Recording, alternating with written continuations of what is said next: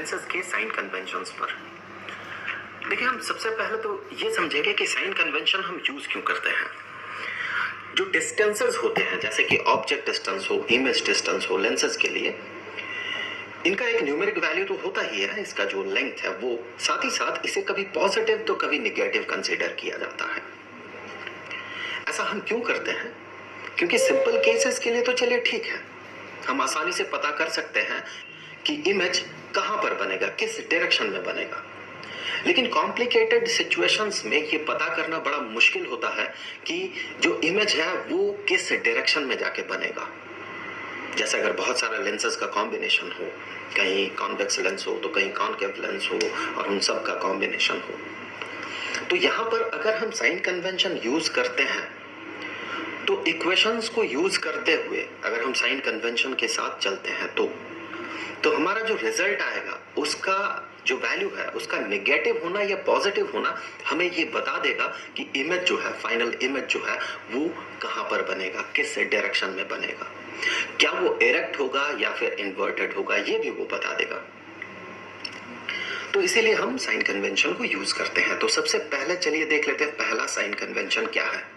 पहला sign convention ये है कि जितने भी पॉइंट्स हैं प्रिंसिपल एक्सिस पे, उन सारे पॉइंट्स को मेजर किया जाता है लेंस के ऑप्टिकल सेंटर से। लेंस का ऑप्टिकल सेंटर यहां पर होता है, यहां, और ये जो है ये है प्रिंसिपल एक्सिस और ये है एक कॉन्वेक्स लेंस। ये पहला साइन कन्वेंशन है। अब अगला भी देख लेते हैं। जो डिस्टेंस हम मेजर करते हैं, अगर मेजरमेंट का डायरेक्शन इंसिडेंट रेज के डायरेक्शन में हो तो उन्हें पॉजिटिव कंसीडर किया जाता है। ऐसा नहीं हुआ, उसके अपोजिट डायरेक्शन में हुआ तो नेगेटिव कंसीडर किया जाता है। चलिए इसका मतलब समझ लेते हैं। तो इसके लिए चलिए एक ऑब्जेक्ट रखते हैं। सो ये रहा ऑब्जेक्ट। अब ये जो ऑब्जेक्ट है इसका रे डायग्राम बना लेते हैं। यहां से लाइट रेज बाहर की तरफ निकला और फिर parallel to the principal axis. हमें पता है प्रिंसिपल एक्सिस के पैरेलल अगर लाइट रेज होते हैं तो वो ऐसे फोकस में जाके कन्वर्ज कर जाता है। ज्यादा स्ट्रिक्टली कहे तो वो सेकंड प्रिंसिपल फोकस में जाके कन्वर्ज करता है। ये इसका सेकंड प्रिंसिपल फोकस और यहां पर ये कन्वर्ज करेगा। एक रे और कंसीडर कर लेते हैं जो कि ऑप्टिकल सेंटर से पार होगा। हमें पता है कि ऑप्टिकल सेंटर से पार हो अगर लाइट रे तो वो रिफ्रैक्टेड नहीं होता है। तो अब जो इमेज है वो इमेज कहीं यहां पर ऐसा बनेगा। ये रहा इमेज। तो अब यहां पर तीन टर्म्स आएंगे। पहला तो ऑब्जेक्ट डिस्टेंस, दूसरा इमेज डिस्टेंस और तीसरा फोकल लेंथ। तो जैसा कि हमने पहला कन्वेंशन में पढ़ा है कि हर एक मेजरमेंट को हमें ऑप्टिकल सेंटर से करना है।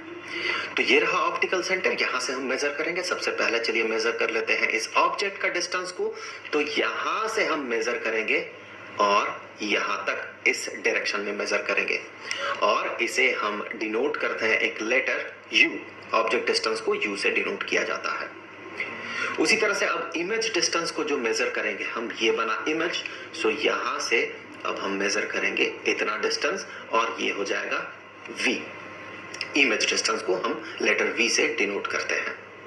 और जो इसका फोकल लेंथ होगा या फिर कहें जो सेकंड प्रिंसिपल फोकस है उसका जो डिस्टेंस होगा, यहां पर ध्यान रखें जब लेंस फार्मूला हम यूज करते हैं वहां पर जो फोकल लेंथ अपीयर करता है, F जो अपीयर करता है, वो हमेशा लेंसेज के लिए सेकंड प्रिंसिपल फोकल लेंथ होता है। फर्स्ट प्रिंसिपल फोकस को हम कंसीडर नहीं करते हैं लेंस फार्मूला में, सेकंड प्रिंसिपल फोकस को कंसीडर करते हैं। तो ये इसका सेकंड प्रिंसिपल फोकस है। तो ये जो डिस्टेंस है इसे कि हम फोकल लेंथ कहते हैं, ये हो गया ये वाला डिस्टेंस। हर एक को हमने ऑप्टिकल सेंटर से आगे बढ़ते हुए, उसके तरफ बढ़ते हुए मेजर किया। जैसे कि अगर हम ऑब्जेक्ट डिस्टेंस को मेजर करते हैं तो ऑप्टिकल सेंटर से ऑब्जेक्ट की तरफ बढ़ते हैं। इमेज डिस्टेंस को जब हम मेजर करते हैं तो ऑप्टिकल सेंटर से इमेज की तरफ हम बढ़ते हैं। उसी तरह से हर एक को मेजर किया जाता है। तो यहाँ ये जो फोकल लेंथ है इसे हम F से डिनोट करते हैं। फिर से बता दूं मैं, ये सेकंड प्रिंसिपल फोकल